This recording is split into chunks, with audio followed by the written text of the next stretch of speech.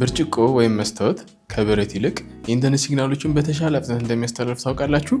በኮፐር እና በፋይበር ኬብሎች መካከል ያለው ልዩነት ምንድን ነው? ከሁለቱስ የትኛው ይሻላል? በዋነኝነት የኮፐር እና የፋይበር ኬብሎች ልዩነት የሚሰሩበት እቃ ነው።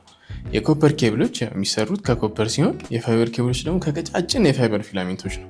የኮፐር ኬብሎች ኢንተርኔት የሚያስተላልፉት በኤሌክትሪክ ሲግናሎች ነው። በመጀመሪያ ስልካችን ማግኘት የሚፈልገውን ነገር ለራውተሩ በባይናሪ መልኩ አዘጋጅቶ ይልክለታል።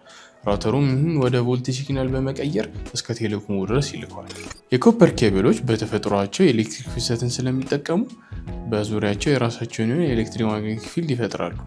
ይህም በአቅራቢያው ካሉ ኤሌክትሪክ መስመሮች ወይም ከሌሎች የሚወጣው ፊልድ በቀላል ወደ ኬብሉ ይገባል፣ ሲግናሉን እንደዛው ያበላሸዋል። በዚህም ምክንያት የኮፐር ኬብሎች ረጅም ርቀት ሲጓዙ ሲግናላቸው ይደክማል፣ ፍጥነታቸውን በዛው ልክ ይቀንሳል። ራውተሩ በዚህ ጊዜ የሚልከውን መረጃ ወደ ቮልቴጅ ሲግናል ከመቀየር ይልቅ ወደ ብርሃን ብልጭቶች በመቀየር በፋይበሩ ኬብል ይልከዋል። ብርሃኑ በኬብል ውስጥ ባለው መስታወት ሲያልፍ በቫኪዩም ላይ ካለው ፍጥነት በ30% ቢቀንስም በሰከንድ 200,000 ኪሎ ሜትር ገደማ እየተምዘገዘገ የኬብሉ ውስጠኛ ክፍል እየገጨ ምንም ሳይባክን እስከ ጫፍ ይደርሳል።